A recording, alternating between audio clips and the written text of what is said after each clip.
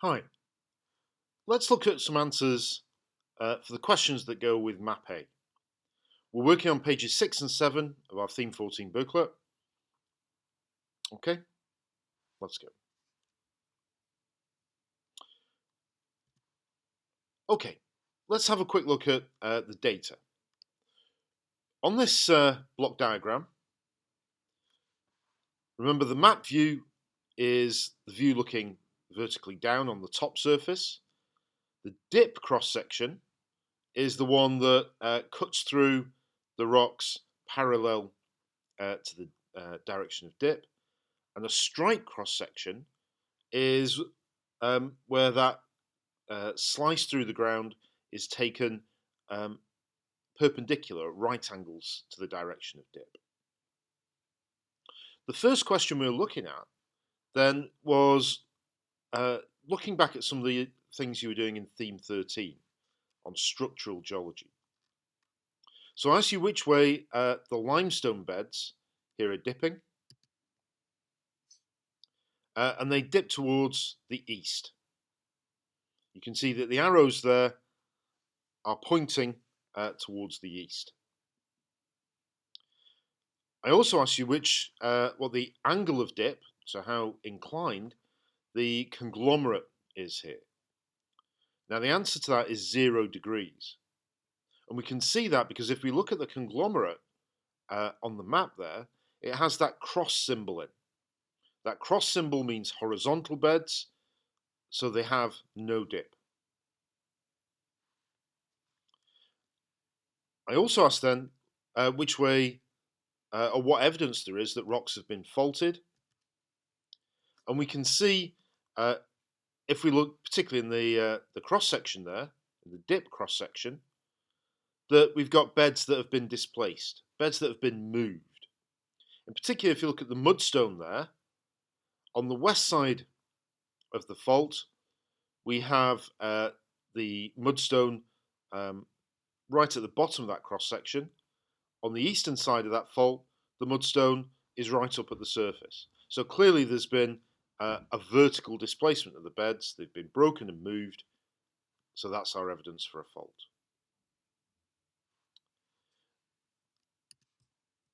The second question then went back to theme 9, looking at dating of these rocks. And I asked you to work out from each of these pairs which one of these is older. So we're going to start with the limestone and the mudstone. The older of those two is the mudstone. And we can tell that because of the law of superposition. The limestone is sitting on top of the mudstone, so it's younger. We're assuming these beds are the right way up, but I think at GCSE that's a fair assumption. I then asked about the conglomerate or the limestone.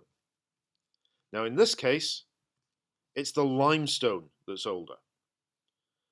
Here we've got an unconformity, but the conglomerate is lying on top of the limestone, so it must be younger.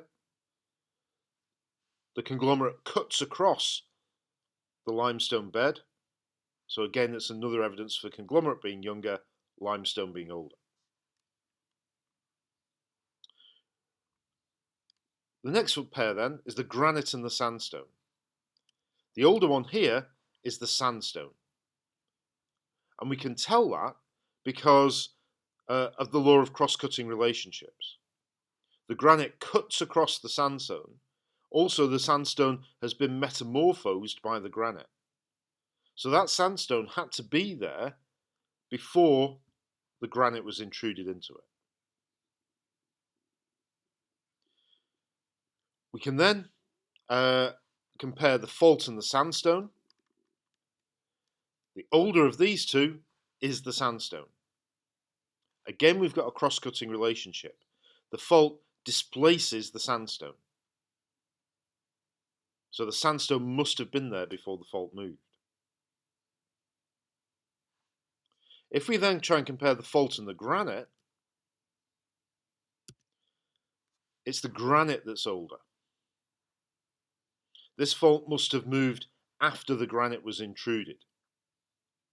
Because if we look at the metamorphic aureole, the granite and the fault don't quite come together, but the metamorphism caused by the granite has been displaced. It has been cut by the fault. So the granite had to be intruded before the fault moved. If we then compare the andesite and the limestone, the older one here is the limestone. Again, we've got a cross-cutting relationship. The andesite is cutting across the limestone. So that limestone had to be there for that andesite to be injected into it. Remember, andesite is an igneous rock. It's really important to know what type of rocks we're talking about here. And the final one then is the andesite or the conglomerate, and the older one here is the andesite. Again, we have a cross-cutting relationship. The conglomerate cuts across the andesite. It's sitting on top of that andesite. So we can tell for all of these pairs which one is older. Now, if you haven't done so already, annotate that the map or the block diagram to explain your answers. This is the type of thing that you will or you could be asked to do in an exam. Question C then looks at some of the igneous rocks. Okay, so this is going back to theme 5, magma on the move. And it's asking the type of igneous intrusions we're looking at here. Andesite is a dike. It's sheet-like and it's discordant. So it's long and thin and it cuts across the country rock. The granite here, which is the other igneous rock in this area, is a pluton. It's quite large, it's irregular in shape, and it's discordant. Again, it cuts across that country rock. Again, if you haven't done so already, annotate the map and the block diagram. Explain these answers. Question D then looks at the metamorphic rocks from theme 6. I asked how these rocks have been changed in the metamorphic aureole. So the heat from the granite has fused grains in the country rock. It's made them sort of stick together. Okay, there may have been new minerals growing within those rocks. So what we end up with is a sugary type texture. If we look at the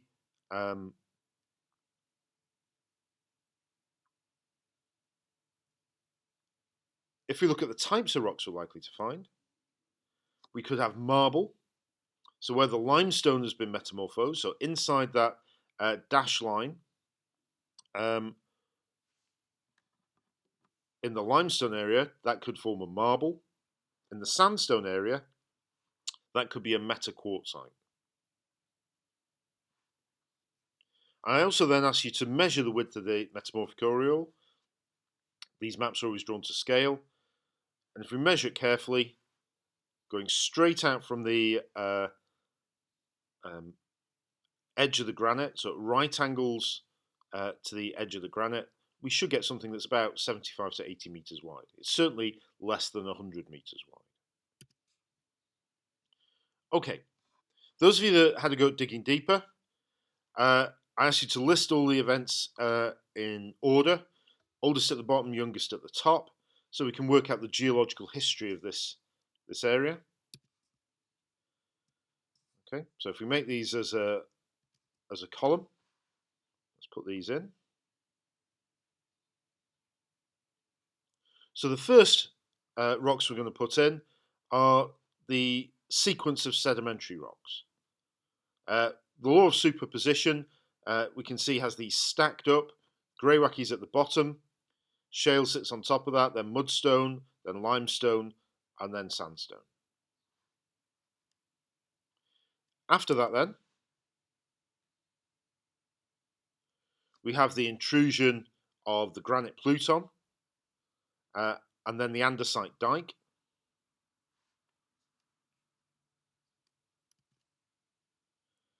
And finally then, we have the conglomerate. So those are the rocks in order, but there are some other things that we can add into the history, some of the other events that have occurred.